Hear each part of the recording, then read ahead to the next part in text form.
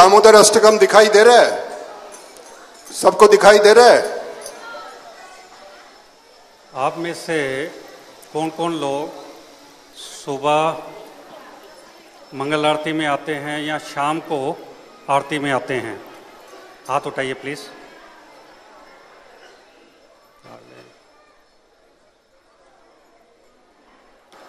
आजकल कौन सा महीना चल रहा है?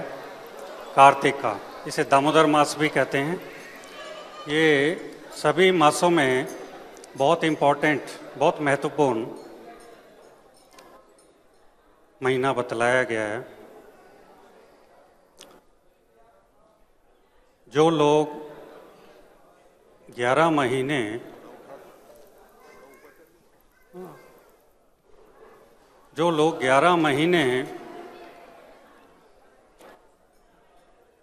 भक्ति साधना, भगवान को याद नहीं कर पाते, अगर इस एक महीने में वो कर लेते हैं तो उन्हें 11 महीने का, पूरे 12 महीने का फल मिल जाता है।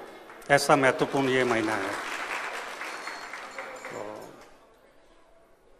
इस दामोदर मास में, कार्तिक मास में सभी भक्त लोग अपनी ओर से पूरा प्रयास करते हैं फुल ऑस्टेरिटी करने का, तपस्या करने का।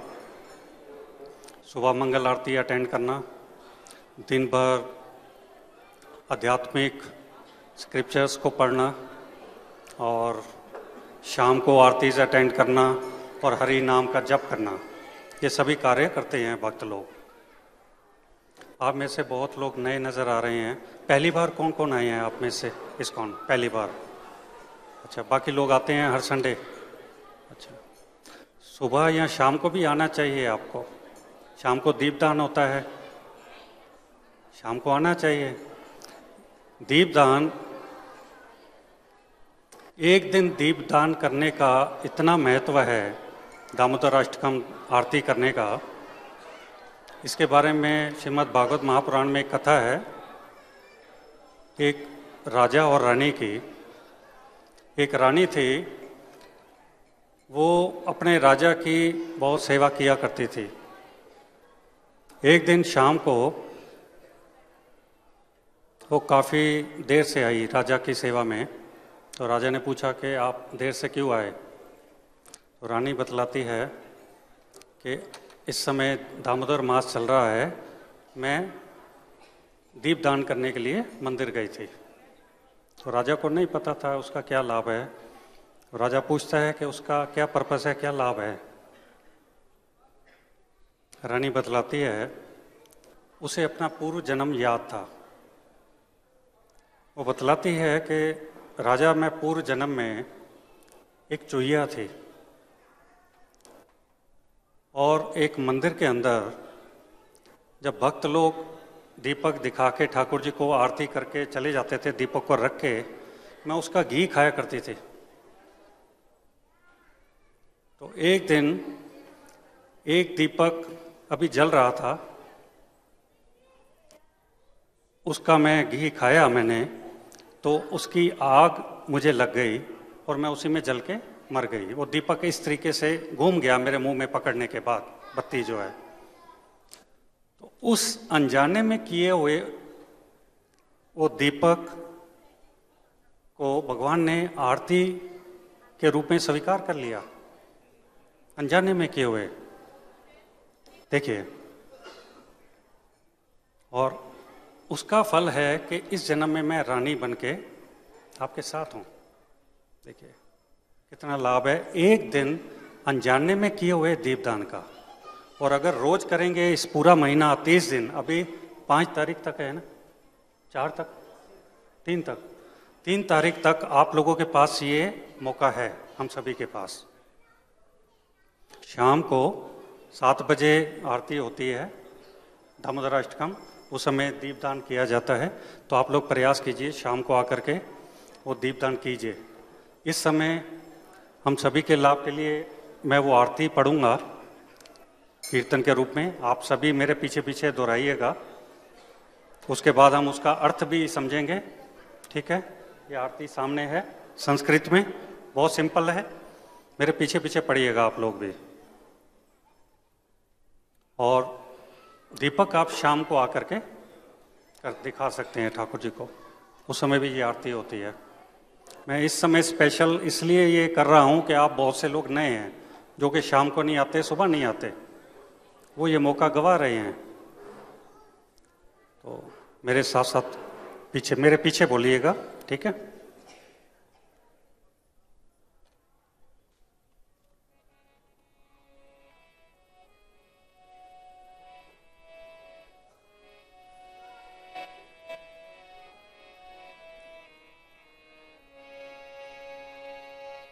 नमामीश्वरं सच्चिदानन्दरूपं लसत्कुण्डलं गोकुले व्रजमानं। सभी बोलिए देख के।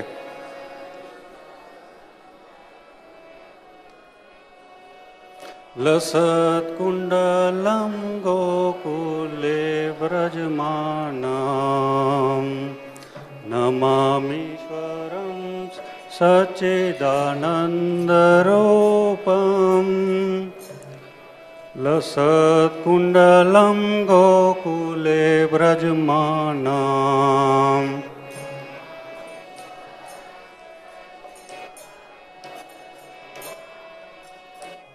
गोकुले व्रजमानं यशोदाभियोलुखलादवमानं परामृष्टमात्यन्ततो द्रुतगोप्या।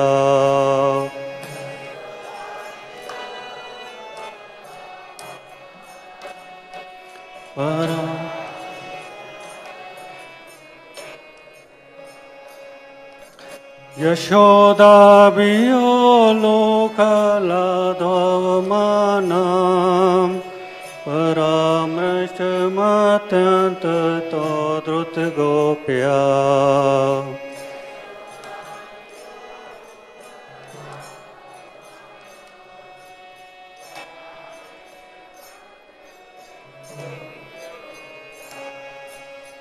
रुदन्तं मुहुर्नेत्रयुग्मं मृजन्तं कराम्भोजयुग्मेन सातङ्कनेत्रम्।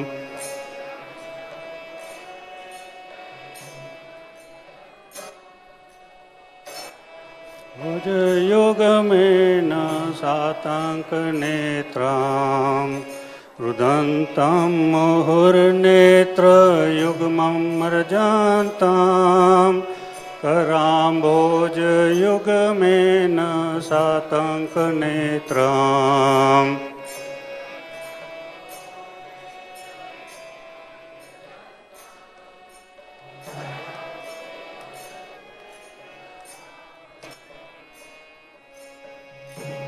मुहुश्वासकम्पत्रिरेखाककण्ठ स्थितग्रैव दामोदरं भक्तिबद्धम्।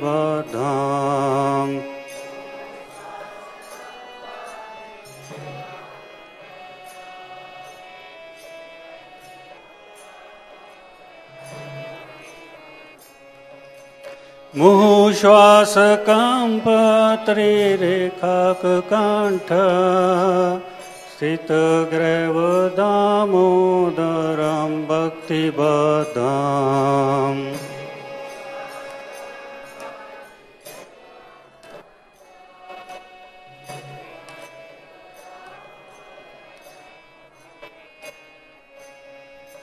इति दृक्स्वलीलाभिरानन्दकुण्डे स्वघोषं निमज्जन्तमाख्यापयन्तम्।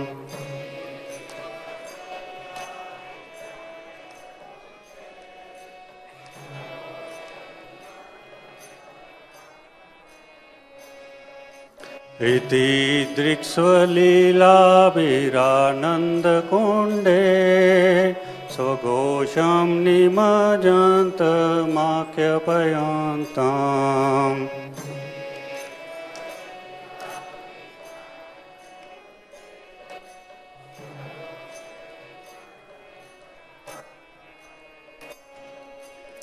तदीयेषितज्ञेषु भक्तजितत्वां पुनः प्रेमतस्तं शतावृत्ति वन्दे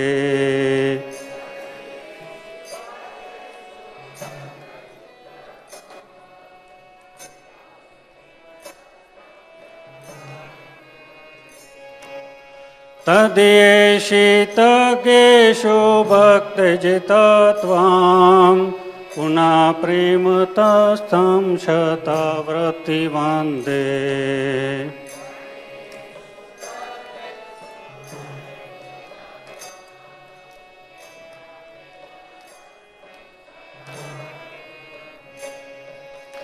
वरं देवमोक्षं न मोक्षावधिं वा न चान्यं वरेहं वरेशादपीह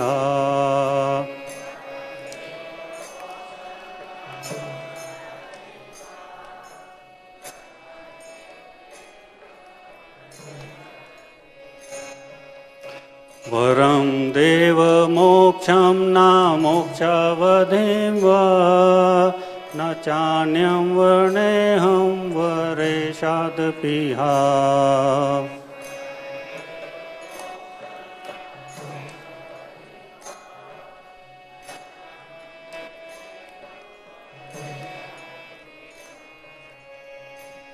इदं ते वपुरनाथ गोपाल बालां सदा मे मनस्य विरास्तां किमान्ये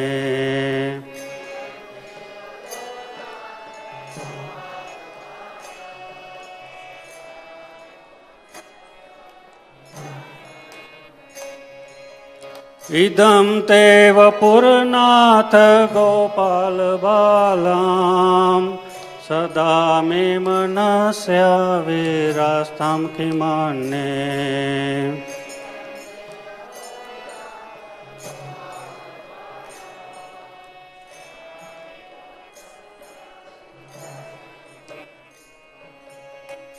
इदं ते मुखाम्बोजमत्यन्तनीले वितं कुन्तले स्निग्धवक्रे च गोप्या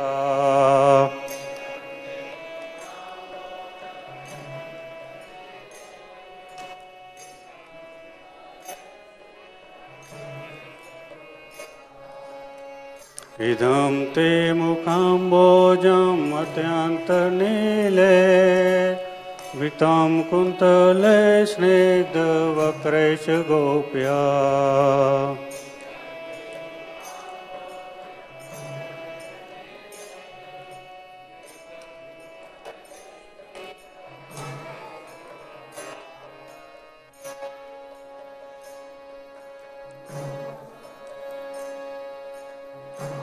मुहुचुम्बितं बिम्बरक्ताधरं मे मनस्य विरास्तामलं लक्ष्यलाभे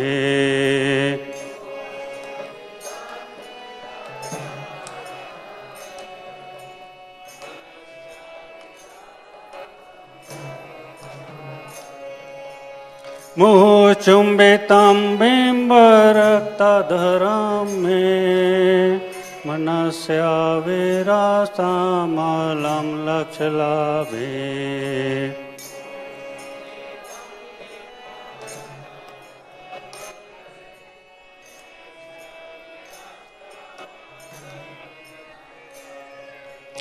नमो देव दामोदरानन्त विष्णु प्रसीद प्रभो दुःखजलाब्धिमग्नाम्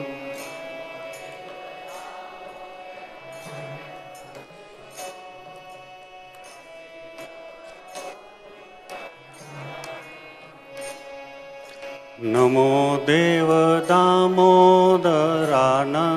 विष्णु प्रसीद प्रभो दुःखजलाब्धिमग्नाम्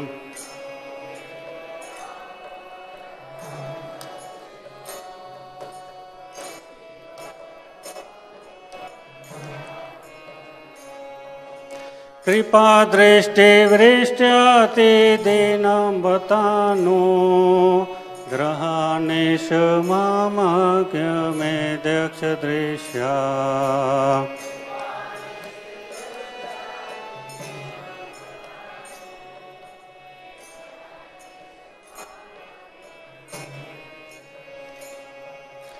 कृपा दृष्टि वृष्ट्याति दीनं बतानो ग्रहाणेश मामज्ञमेध्यक्ष दृश्या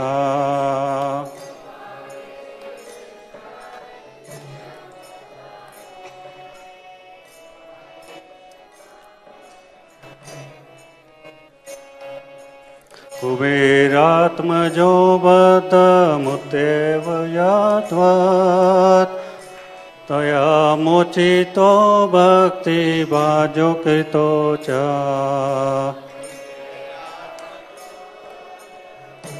सभी बोलिए।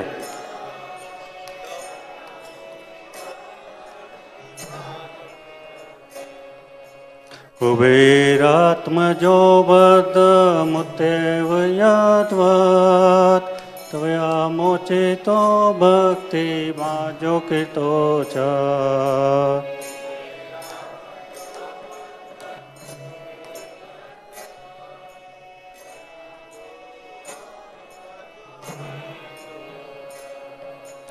तथा प्रेम भक्तिं सकाम्य पर्यक्ष न मोक्षे गर्होम्यस्ति दामोदरेह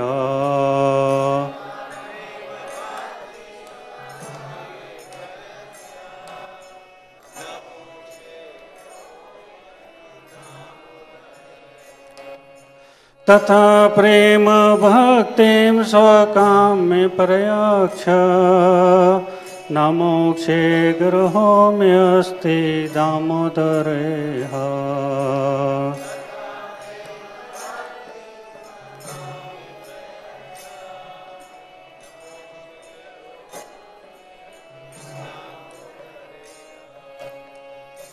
नमस्ते अस्तु धाम्ने सफुरदीप्तिधाम्ने तदीयोदराय विश्वस्य धाम्ने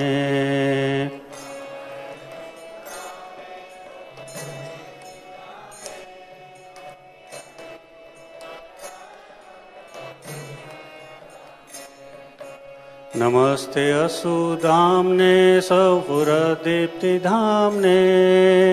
तदीयोदराय विश्वस्य धाम्ने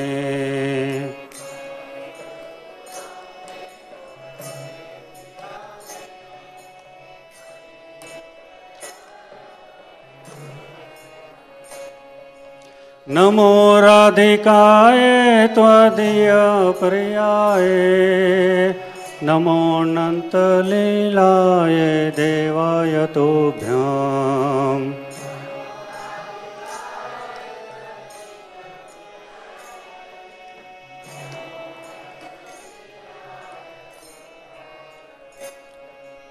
नमो राधिकाय त्वदीयप्रियाय नमो अनन्तलीलाय देवाय तुभ्यम्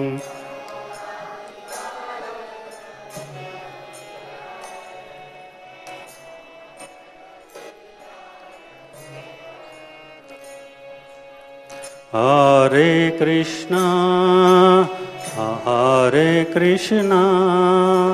कृष्णा कृष्णा हरे हरे हरे राम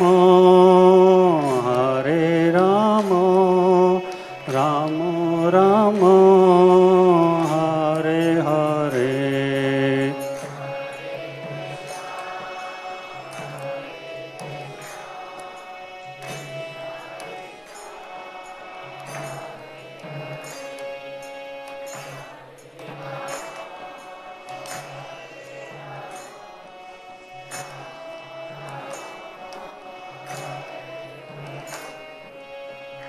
हरे कृष्णा कृष्णा कृष्णा हरे हरे हरे राम राम राम हरे हरे।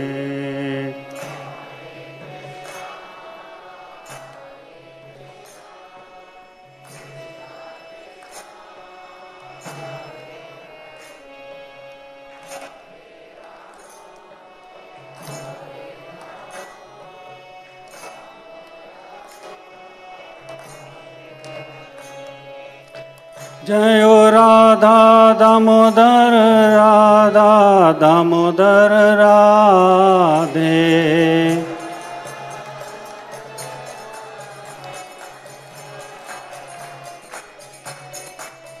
जयो राधा दामोदर राधा दामोदर राधे।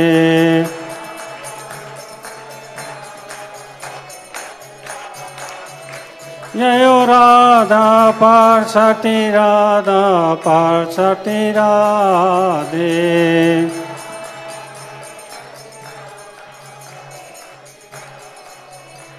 जयो सीता राम लक्ष्मण हनुमान सीता राम लक्ष्मण हनुमान।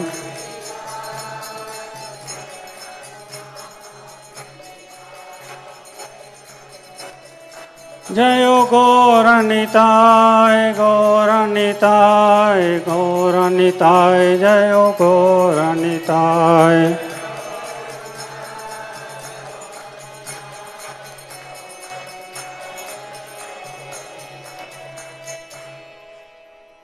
हे गौर प्रेमानंद।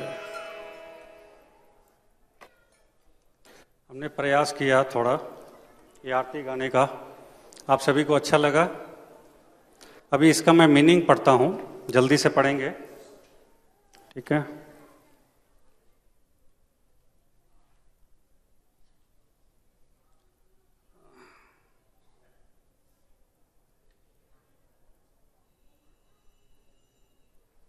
ओखली के ऊपर, श्लोक 1 से, ओखली के ऊपर से दौड़ रहे हैं। स्टार्टिंग में भक्ति, अच्छा यहाँ से, अच्छा ठीक है। मैं सच्चिदानंद स्वरूप उन श्री दामोदर भगवान को नमस्कार करता हूँ जो सर्वशक्तिमान परमेश्वर हैं एवं सत्यचित आनंद स्वरूप विग्रह श्री विग्रह वाले हैं,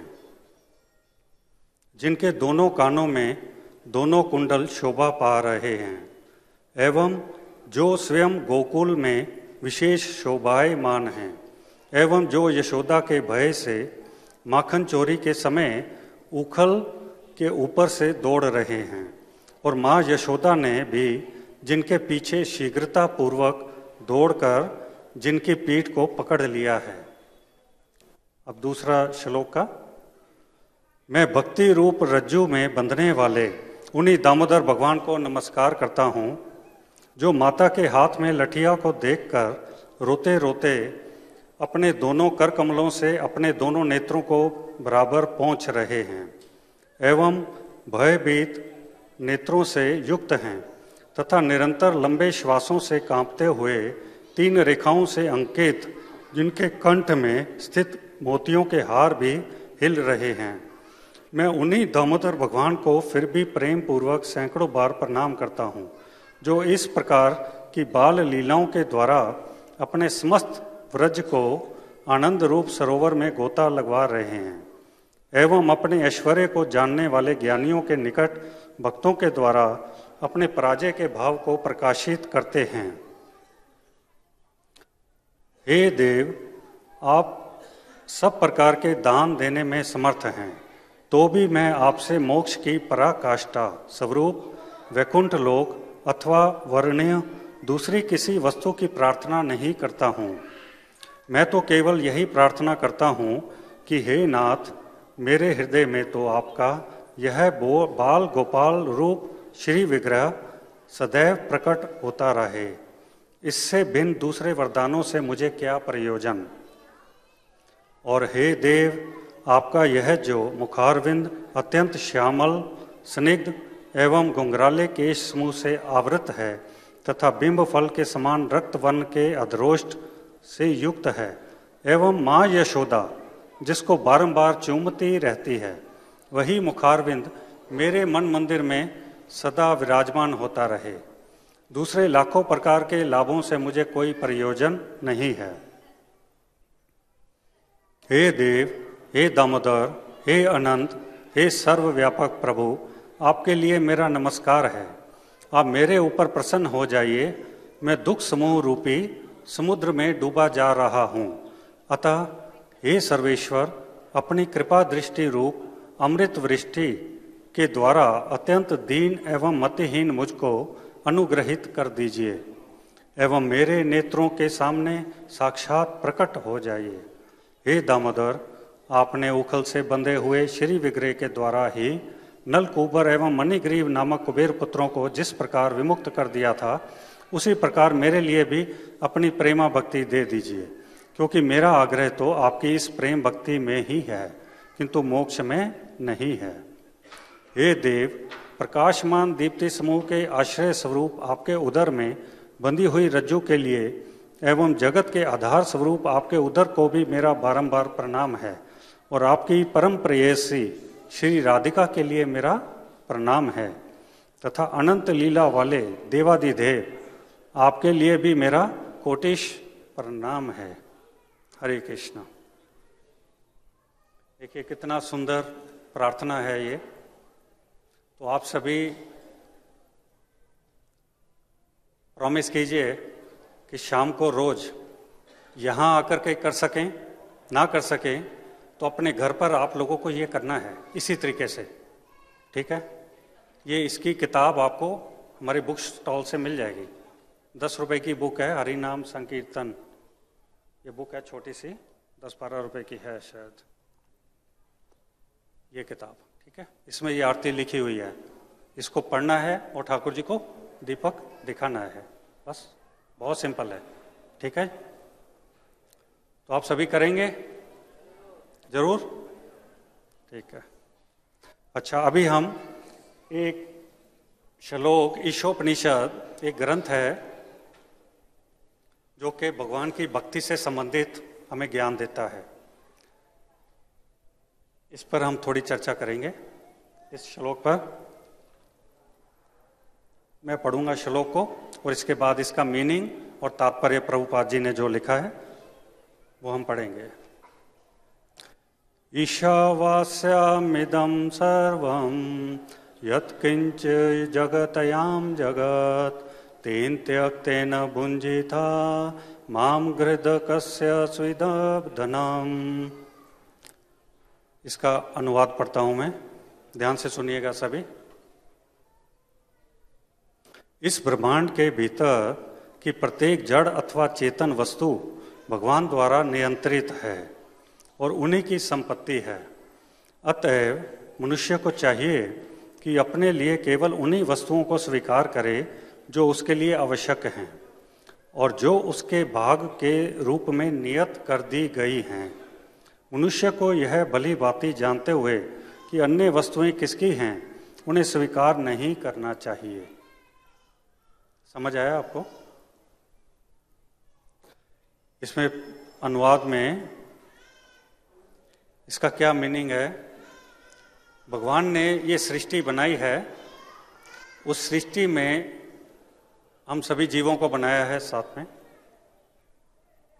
और हर जीव के भाग्य में एक निश्चित मात्रा में सुख और दुख सब चीज फिक्स कर दी है उसके पूर्व जन्म के कर्मों के वजह से, और उसे वही दुख और सुख भोगना चाहिए, उससे ज्यादा पाने का प्रयास नहीं करना चाहिए, ये कहा गया है। और जो दूसरे के भाग्य में हम कई बार देखते हैं समाज में कि उसके पास गाड़ी है, उसके पास बंगला है, उसके पास ये चीज़ है, वो चीज़ है, तो हमें ये प्रयास नहीं करना चाहिए कि हम अपना भाग तो ले लिया, उसके बाद दूसरे से भी लेने का प्रयास करें। इसका ये मीनिंग है, ठीक है। तात्पर्य श्रील प्रभुपाद के द्वारा। वैदिक ज्ञान अमोघ है, क्योंकि यह साक्षात भगवान से प्रारंभ होने वाली गुरु शिष्य की पूर्ण परंपरा से होकर आगे चलता आता है। चूंकि वैदिक ज्ञान का पहला शब्द भगवान द्वारा उच्चारित हुआ था, अतः इस ज्ञान का स्तोत्र दिव्य है। भगवान द्वारा उच्चारित शब्द अपौरुषेय कहलाते हैं, जो इस बात का संकेत है कि ये शब्द किसी भौतिक पुरुष द्वारा नहीं कहे गए हैं। जो भौतिक पुरुष होते हैं उन्हें पुरुष कहते हैं, अपौरुष। भगवान भौतिक पुरुष नहीं है, आध्यात्मिक है। भौतिक संसार में रहने वाले जीव में 4 दोष होते हैं। भौतिक संसार में हम सभी लोग जो हैं, जो भी, उनके अंदर 4 तरह की त्रुटियां पाई जाती हैं। पहली क्या? वह मोहग्रस्त होने का पात्र होता है। इल्यूजेंट, इंग्लिश में इल्यूजेंट कहते हैं उसे, कि वो मोहग्रस्त होता है।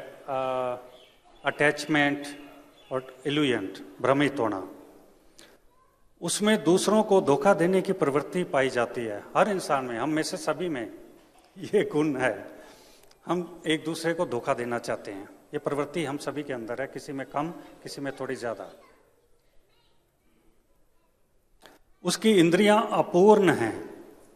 हम सभी की जो सेंसेस हैं, इंद्रियां, वो अपूर्ण हैं, इम्परफेक्ट। ठीक है? उसकी इंद्रियां अपूर्ण हैं। इन चार हो गई, उनमें से जो है मोहग्रस्त, दूसरों को धोखा देने की प्रवृत्ति, और तीसरा उसकी सेंसेस, इंद्रियां अपूर्ण हैं। इन 4 अपूर्णताओं वह निश्चित रूप से त्रुटि करता है, मिस्टेक, ही कमिट्स मिस्टेक्स। हम सभी लोग, आप देखिए, जो अपने आप को बहुत इंटेलिजेंट भी समझता है, उससे भी गलतियां होती हैं, त्रुटियां होती हैं कभी ना कभी। ये 4 त्रुटियां हर इंसान में पाई जाती हैं, धरती पर जो भी है। इन 4 अपूर्णताओं से युक्त कोई भी मनुष्य पूर्ण ज्ञान प्रदान नहीं कर सकता। जिसमें त्रुटि है वो कैसे परफेक्ट नॉलेज, परफेक्ट जानकारी तो दे ही नहीं सकता। जो खुद परफेक्ट नहीं है वो कैसे परफेक्ट नॉलेज देगा किसी दूसरे को? इम्परफेक्ट जानकारी होगी उसके पास।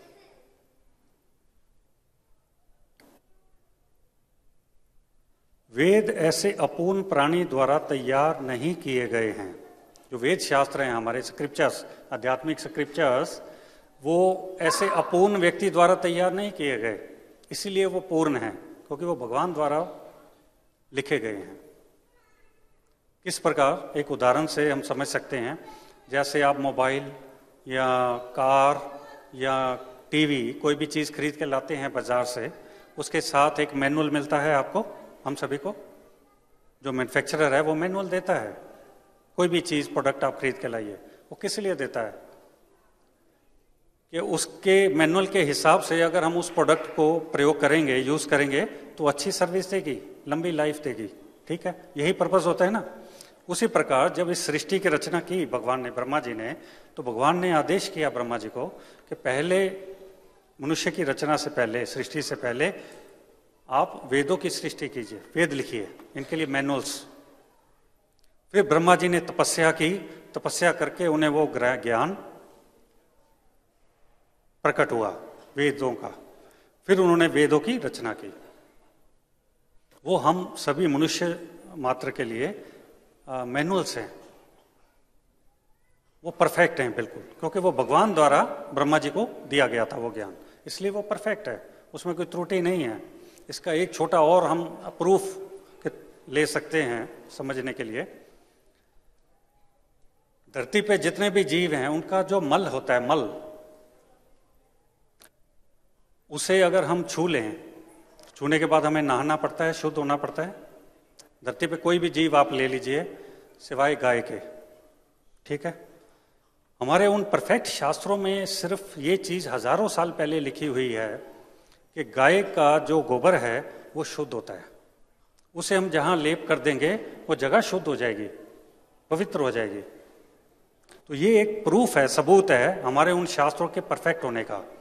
साइंटिस्ट लोगों ने अभी रिसेंटली ये रिसर्च की है, कुछ महीना साल भर पहले, कि गाय का गोबर जो है उसमें ऐसे जीवाणु हैं जो कि कीटाणुओं को मारते हैं, सैंक्टिफाई करते हैं जिस जगह पर उसका हम लेप करें, जहाँ गाय का गोबर होता है और मूत्र होता है। देखिए, हमारे शास्त्रों में हजारों लाखों करोड़ों साल पहले लिखा हुआ है। वेदों की रचना जो है सतयुग से भी पहले हुई है, इस सृष्टि के ब्रह्मांड के आरंभ होने से पहले की हुई है, लाखों करोड़ों साल हो गए। और साइंटिस्ट लोगों ने अभी रिसेंटली इस चीज़ को रिसर्च करके चेक किया और सही पाया। ये चीज़ क्या प्रूव करती है? हमारे शास्त्र परफेक्ट हैं, तो हम उनका ब्लाइंडली पालन कर सकते हैं और करना चाहिए हमें, ठीक है ना? तो ये चीज़ इसमें बतलाई गई है।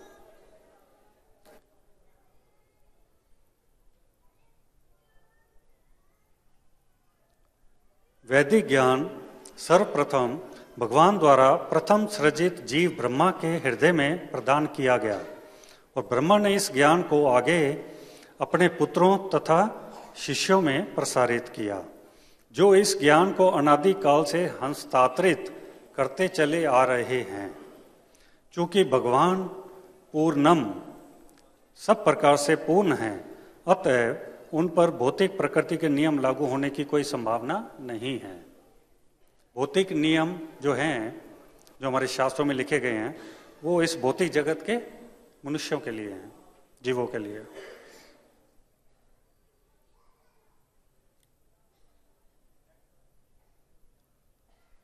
क्योंकि नियम उनके चूंकि भगवान पूर्णम हैं, सब प्रकार से पूर्ण हैं, अतः उन पर भौतिक प्रकृति के नियम लागू होने की कोई संभावना नहीं है, क्योंकि नियम उनके नियंत्रण में रहते हैं। नियम भगवान ने बनाए हैं, इसलिए नियम के ऊपर उनका कंट्रोल है।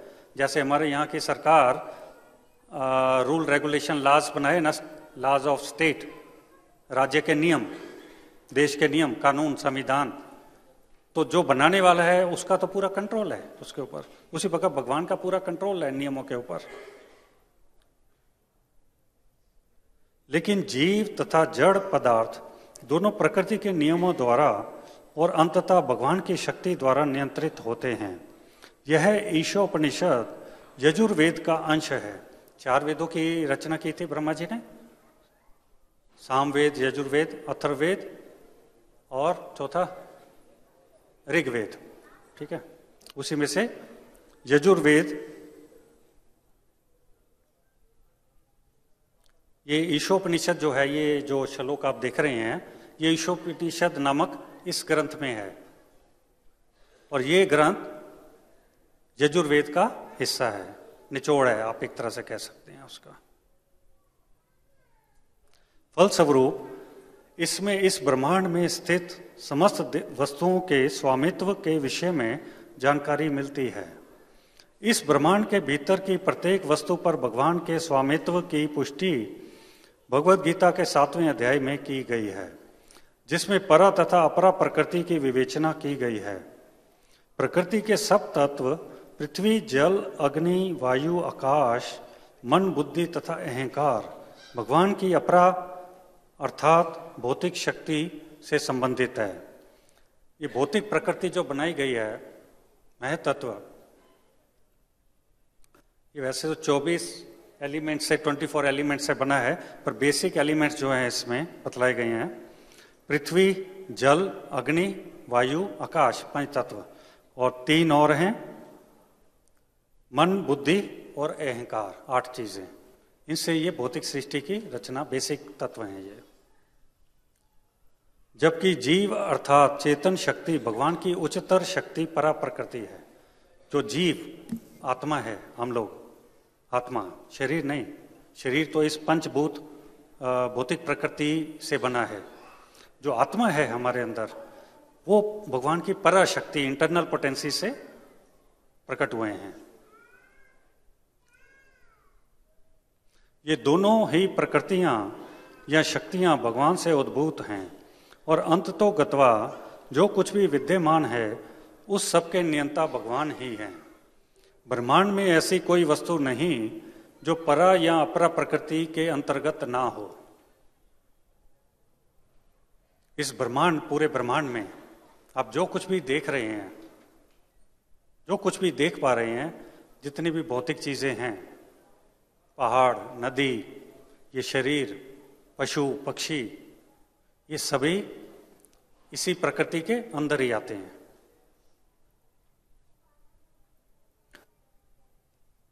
इसलिए प्रत्येक वस्तु उन परम पुरुष की संपत्ति है।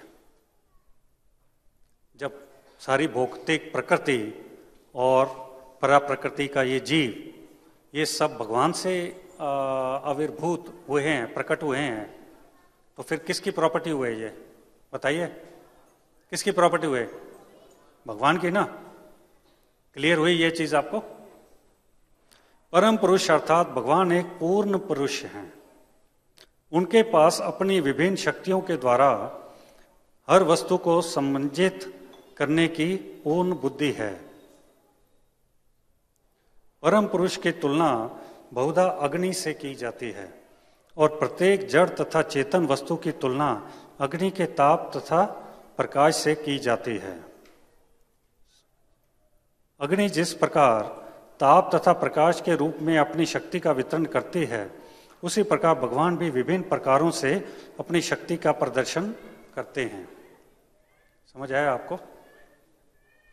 जिस प्रकार आग होती है, आग क्या दो चीजें देती है, ताप देती है और प्रकाश भी देती है, ठीक है? उसी प्रकार भगवान ने ये जीव और प्रकृति, ये दोनों चीजें बनाई हैं।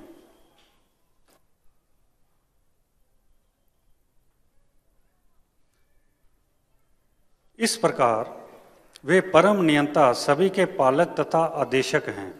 वे सभी शक्तियों के स्वामी, प्रत्येक वस्तु के परम ज्ञाता तथा हर एक को लाभ देने वाले हैं। वे अचिंत्य ऐश्वर्य, बल, यश, सौंदर्य, ज्ञान तथा वैराग्य से परिपूर्ण हैं। 6 ऐश्वर्य बतलाए गए हैं भगवान के। 6 ऐश्वर्य होते हैं भगवान, जो भगवान होता है उसमें ये 6 ऐश्वर्य होने जरूरी हैं। अगर नहीं है, इनमें से कोई भी कम है, तो वो भगवान नहीं है, ठीक है? कौन कौन से? मैं एक बार रिपीट कर रहा हूं।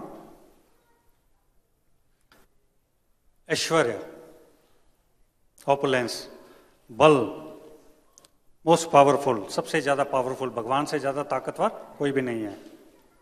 यश, प्रसिद्धि, सौंदर्य, खूबसूरती, सुंदरता, भगवान से ज्यादा सुंदर कोई चीज नहीं है।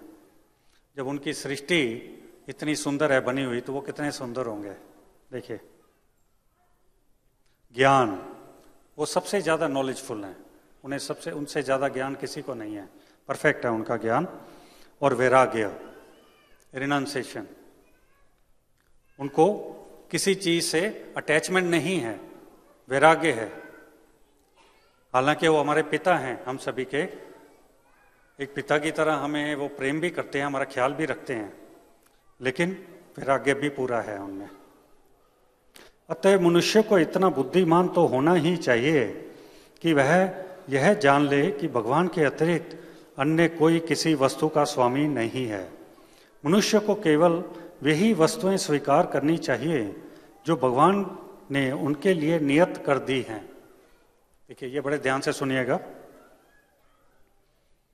मनुष्य को केवल वे ही वस्तुएं स्वीकार करनी चाहिए जो भगवान ने उसके लिए नियत कर दी हैं।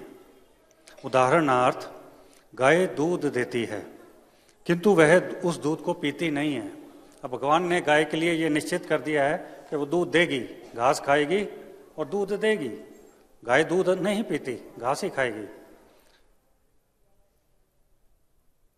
अतः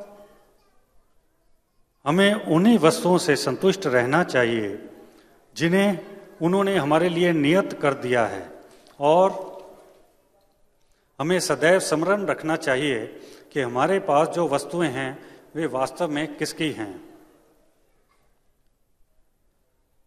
उदाहरणार्थ, हमारा घर मिट्टी, लकड़ी, पत्थर, लोहा, सीमेंट तथा अन्य अनेक भौतिक वस्तुओं से बना होता है। इसी चीज से बनता है हमारा घर, हम सभी का।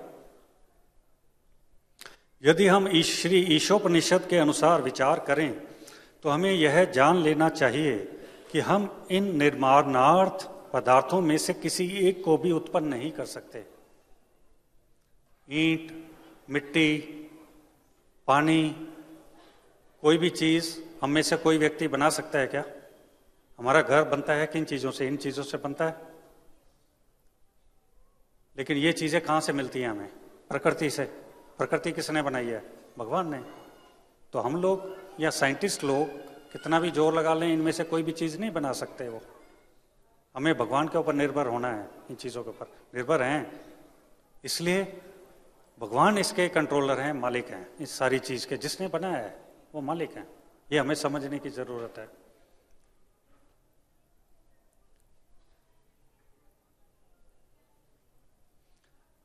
हम उन्हें केवल इकट्ठा कर सकते हैं और अपने श्रम से उन्हें विभिन्न रूपाकार दे सकते हैं। कोई श्रमिक अपने को किसी वस्तु का स्वामी केवल इसलिए नहीं कह सकता क्योंकि उसने उसे तैयार करने में कठिन श्रम किया है। आजकल वो ताजमहल की कंट्रोवर्सी चल रही है ना, आप लोग पढ़ रहे हैं पेपर में, न्यूज में। यही कंट्रोवर्सी, उसको बनाया तो भारतीय मजदूरों ने है, बनवाया था मुसलमान राजा ने। वो चल रही है ना। मुसलमान राजा ने मानता था कि वो मेरी प्रॉपर्टी है, मुसलमान लोग मानते हैं कि ये हमारी प्रॉपर्टी है, इसलिए वो नाराज हो रहे हैं। हमारे योगी आदित्यनाथ जी ने कुछ स्टेटमेंट दिया उसके बारे में। मजदूर लोग कोई चीज को बनाते हैं, श्रम करते हैं, मेहनत करते हैं उसके लिए, वो उसके मालिक नहीं बन जाते। हमारा घर भी बनाया मजदूर लेबर लोगों ने बनाया, ठीक है, वो उसके मालिक नहीं बन सकते ना। उसी प्रकार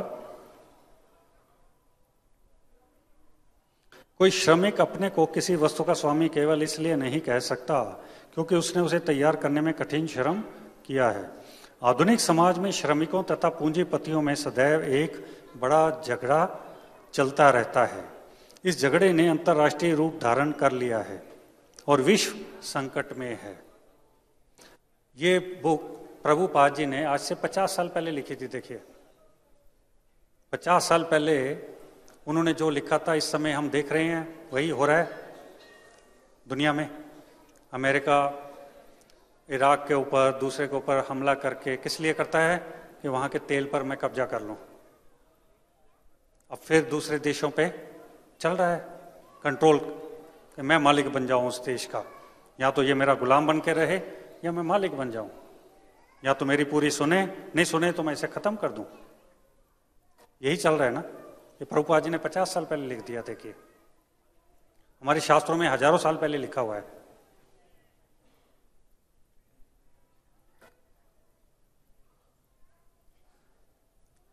मनुष्य एक दूसरे से शत्रुता बरतते हैं और कुत्ते बिल्लियों की तरह गुर्राते हैं। श्री ईशोपनिषद कुत्ते बिल्लियों को उपदेश नहीं दे सकती, लेकिन यह मनुष्य को प्रामाणिक आचारों के माध्यम से ईश्वर का संदेश प्रदान कर सकती है।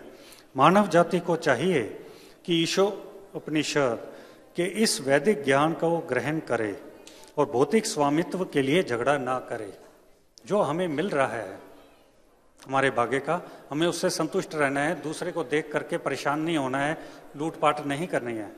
जो चल रही है बाहर, वो इस ज्ञान के अभाव की वजह से हो रही है बाहर।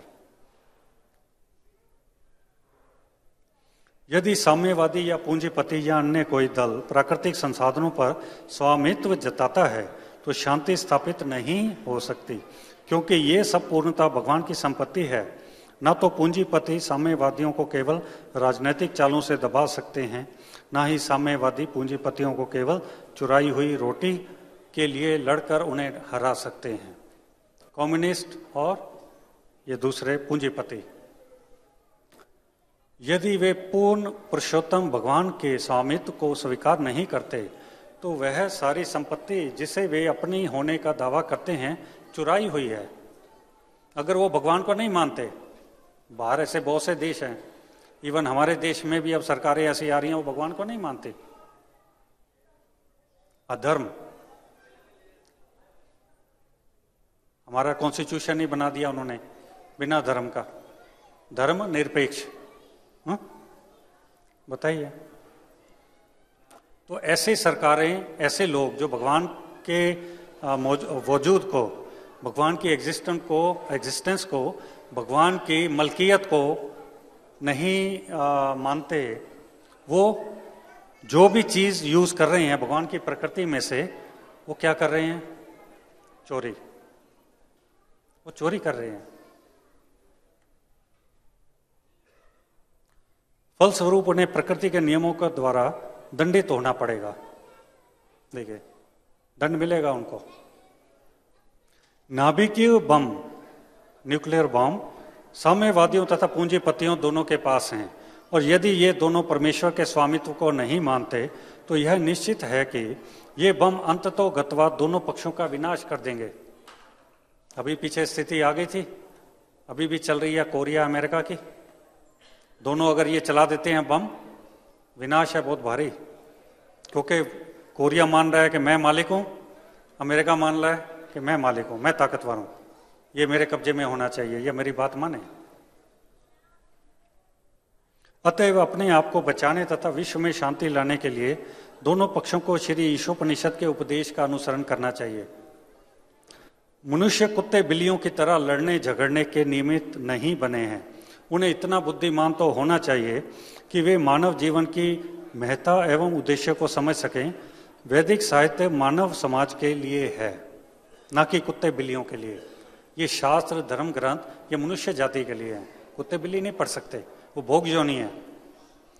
अब हमारे से अच्छे कई मामले में कुत्ते बिल्ली हैं, पशु हैं।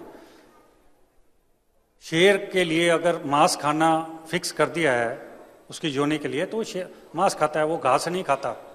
गाय के लिए घास खाना निश्चित कर दिया है भगवान ने, तो वो घास खाती है, वो मीट नहीं खाती। लेकिन मनुष्य, जिसके लिए सिर्फ शाकाहार निश्चित किया है भगवान ने, हम लोग मीट खाते हैं, उन पशुओं को काट काट के खाते हैं। तो दंड मिलेगा नहीं मिलेगा? मिलेगा ना, मिलना चाहिए।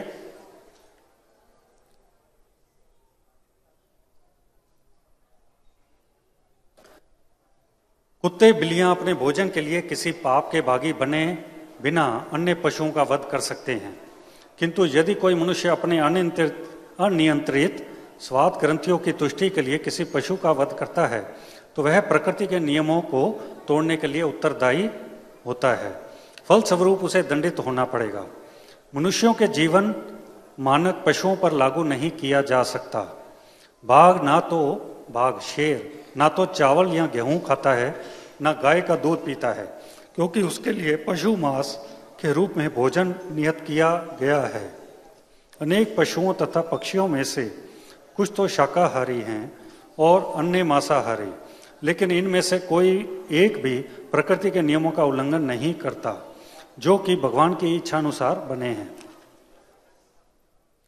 पशु पक्षी सरीसृप तथा अन्य निम्न योनि वाले जीव प्रकृति के नियमों का कड़ाई से पालन करते हैं ना।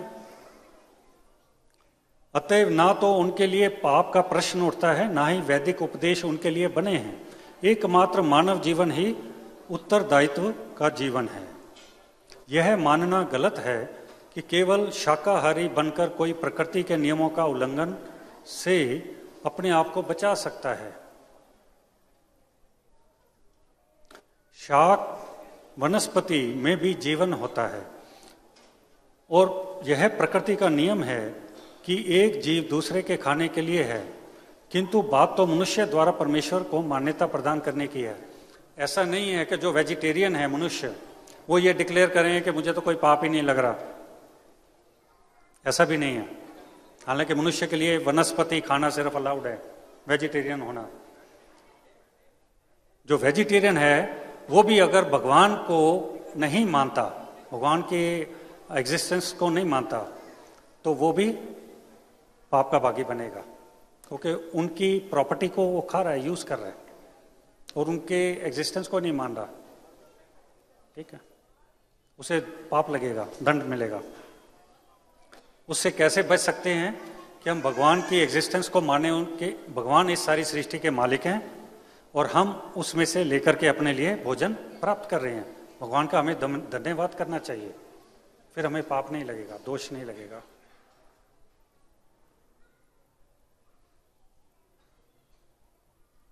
अतः मनुष्य को कट्टर शाकाहारी होने का गर्व नहीं करना चाहिए। मनुष्य के पास इतनी विकसित बुद्धि नहीं होती जिससे वे भगवान को पहचान सके। पशुओं के पास इतनी विकसित बुद्धि नहीं होती जिससे वे भगवान को पहचान सकें, किंतु मनुष्य इतना बुद्धिमान तो होता ही है कि वह वैदिक ग्रंथों से शिक्षा ग्रहण कर सके और उनसे यह जान सके कि प्रकृति के नियम किस तरह कार्य करते हैं और इस तरह ऐसे ज्ञान से लाभ उठा सके। थोड़ा सा रह गया। यदि मनुष्य वैदिक ग्रंथों के उपदेशों की उपेक्षा करता है तो उसका जीवन अत्यंत संकटपूर्ण हो जाता है। अतः मनुष्य को परमेश्वर की सत्ता को पहचानने और उनका भक्त बनने की आवश्यकता है। उसे हर वस्तु भगवान की सेवा में अर्पित कर देनी चाहिए और उनको अर्पित किए हुए भोजन का बचा हुआ भाग ही ग्रहण करना चाहिए। भगवत गीता में भगवान कह रहे हैं, पत्रम पुष्पम फलम तोयम जो में भक्त्या प्रियच्छति, कि मुझे अर्पित कीजिए और उसे आप प्राप्त कीजिए, खाइए, वो प्रसाद बन जाता है।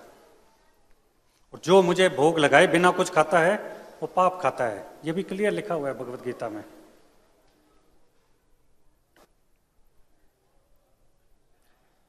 इससे वह अपने कर्तव्य का भली भांति पालन कर सकेगा।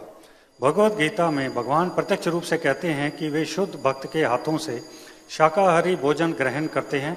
अतः मनुष्य को श्री श्री राधा पार्थसारथी, ललिता विशाखा, श्री श्री गौरनिताय, श्री श्री सीताराम लक्ष्मण हनुमान की जय। अतः मनुष्य को न केवल कट्टर शाकाहारी बनना चाहिए अपितु उसे भगवत भक्त भी होना चाहिए और सारा भोजन भगवान को अर्पित करना चाहिए। तत्पश्चात केवल प्रसाद अथवा भगवान की कृपा ग्रहण करनी चाहिए। केवल वही लोग जो इस तरह से कार्य करते हैं मनुष्य जीवन के कर्तव्य का भली भांति पालन कर सकते हैं। जो लोग भगवान को अपना भोजन अर्पित नहीं करते वे वस्तुतः पाप खाते हैं और विभिन्न प्रकार के दुख भोगते हैं जो पाप के फल होते हैं। भगवान के स्वामित्व की अवमानना करके प्रकृति के नियमों का जानबूझकर उल्लंघन करना ही पाप की जड़ है। प्रकृति के नियमों या भगवान के आदेशों का उल्लंघन करने से मानव का विनाश होता है। इसके विपरीत जो मनुष्य सौम्य है, प्रकृति के नियमों को जानता है और व्यर्थ के राग या द्वेष से प्रभावित नहीं होता, उसे अवश्य ही भगवान अपनाते हैं और वह इस तरह भगवत धाम अर्थात शाश्वत धाम वापस जाने का अधिकारी हो जाता है। हरे कृष्ण। ठीक है। अच्छा, आप में से किसी का कोई प्रश्न है तो एक आध प्रश्न हम ले सकते हैं। किसी के मन में कोई जिज्ञासा, प्रश्न, कोई इंक्वायरी?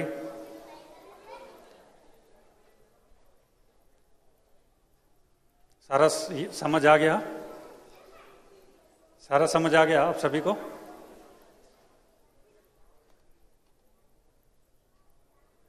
एक छोटी सी घटना बतलाता हूं आपको, इससे रिलेटेड है।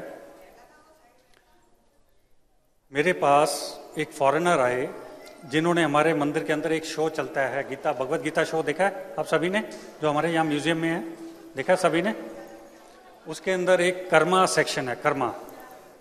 उस सेक्शन में बतलाया गया है इसी श्लोक से रिलेटेड कि हम लोग अगर मांसाहार करते हैं, मनुष्य मांसाहार करता है, मुर्गे को या बकरे को या किसी पशु को काट करके खाता है, तो उसे अगले जन्म में वह वही पशु बनना पड़ेगा, मुर्गा बनना पड़ेगा, बकरा बनना पड़ेगा।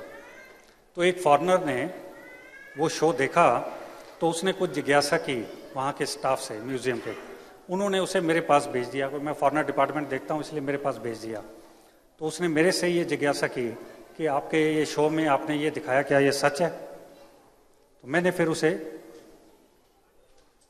बुक में से पढ़ के बताया, ये हमारे शास्त्रों के हिसाब से बिल्कुल कंपल्सरी रूल है, जो आपने देखा वो परफेक्ट है। वो व्यक्ति, ये बात है आज से 1.5-2 साल पहले की, आज भी वो मेल द्वारा मेरे साथ लिंक्ड है। उस व्यक्ति ने अपने देश में जाकर के मीट खाना छोड़ दिया।